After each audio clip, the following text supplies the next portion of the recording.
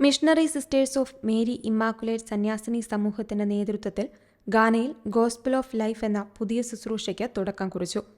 സുവിശേഷ വെളിച്ചത്തിൽ കുടുംബങ്ങളെയും സമൂഹത്തെയും ശാക്തീകരിക്കുക, ജീവന്റെ മഹത്വവും ദൈവവിളിയുടെ പ്രാധാന്യവും ജനങ്ങളിലേക്ക് എത്തിക്കുക എന്നീ ലക്ഷ്യങ്ങളോടെയാണ് സന്യാസിനികൾ ഈ ദൗത്യം ആരംഭിച്ചത്. പരിശുദ്ധ കന്യകാമറിയത്തിന്റെ സ്വർഗാരോപണ തിരുനാളിനോടനുബന്ധിച്ച് ഓഗസ്റ്റ് 13 മുതൽ 16 വരെ ടെക്കിമാനിലെ കാൽവരി ഗ്രോട്ടോയിൽ വെച്ചായിരുന്നു ശുശ്രൂഷയുടെ ആദ്യഘട്ട പരിപാടികൾ സംഘടിപ്പിച്ചത്.